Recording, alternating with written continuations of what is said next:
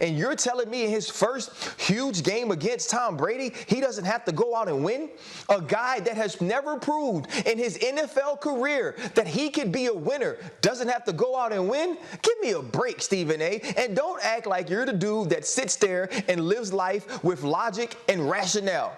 Because if that was the case, you wouldn't be around here being Brick and hosting Jimmy Kimmel. You would just sit on First Take and sit on Stephen A's World with all the 11 million shows you have and just chill. But you know you need to do more, just like Matthew Stafford needs to do more. Matthew Stafford has to win this game, not the Rams. Y'all didn't ask me if the Rams had to win this game, because the team's going to be okay. Did he get you? I feel like he kind of just got you. No, he didn't. He dropped his mic. Dang it. He didn't get his mic. No, he literally dropped the mic. Please, the little bro don't get the big bro. The big bro is the one that gets the little bro. That's how this works. Now, let me be very, very clear, Ryan, since you wanted to quote me. Stephen A., you see Did I not just finish listening to you? Did I not just finish listening to you? I thought I just finished listening to you. That's what I just did. It's my turn. Ryan Clark, if I remember correctly, I specifically said, when you're looking at Lamar Jackson, it's not about that. It's about the fact that you can't throw for 97 yards. What I said is, if you're going to go up against Patrick Mahomes, you got to show you can fling that football, you could be that playmaker extraordinaire, and you can make things happen too. You can't fold like a cheap tent against Patrick Mahomes, because that's likely the individual that's going to be standing in your way for years to come. We pointed out how young Lamar Jackson was. I said, excuse me, Patrick Mahomes ain't some senior citizen. The brother's 26 years old and in the same conference. Somewhere along the way, you have to beat him. You're 0-3 against him at the time going into that game. You have to beat him. You got to show out. You got to make sure that you ain't the reason y'all lose the game. That's what I said about Lamar Jackson. It's on tape. So you can try to misquote me, but it ain't going to work. Okay? It ain't going to work because the quotes are there. All right? Now, getting back to Stafford, what I'm saying is he has to play well. I get that part. But it's not a must win. Okay? If he plays well, but somehow, some way his defense don't show up and Tom Brady gets the better of them, it's okay as long as he balls.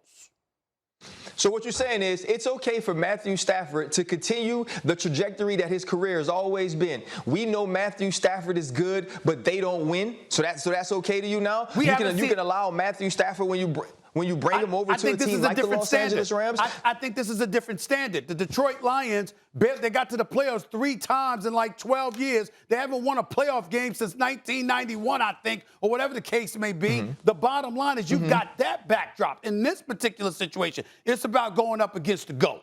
It ain't about just going up. It's not just a big game. It's going up against the reigning defending Super Bowl champions, led by a 44-year-old dude who's got 7 Super Bowl titles and is considered the greatest of all time. There's a difference. So I don't think that the urgency to win this game is on him. It's an urgency for him to perform well. Was the acquisition of Matthew Stafford not to take this team to a different level that they didn't believe Jared Goff could take them? Yes, was that not why they went out and got Matthew Stafford? That is correct. Well, this is his first opportunity to prove it. This is pressure on Sean McVay to say, you know what?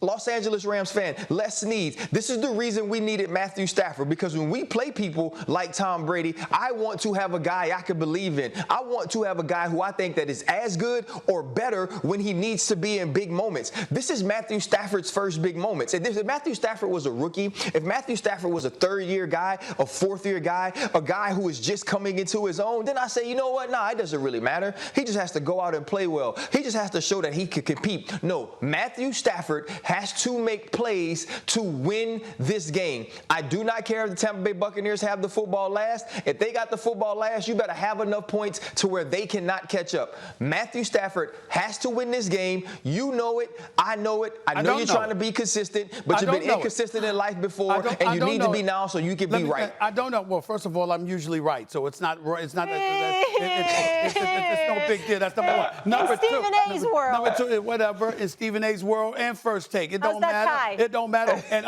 listen, I don't even have to worry about it. Like I said, it's his first opportunity, but it won't be his last this season. And that's the key point to be made. And by the way, I don't have to make my point further. I'll just leave it to my man DC, Daniel Cormier, to make it for me when he's beating you up on y'all podcast together. I'll just let him handle it for me. Because he's going to side with me. He's going to side with me. He's going to side with me. Okay? That's what it is. Rolling with nothing but the Saints. That's right. Thanks for watching ESPN on YouTube. For live streaming, sports, and premium content, subscribe to ESPN+.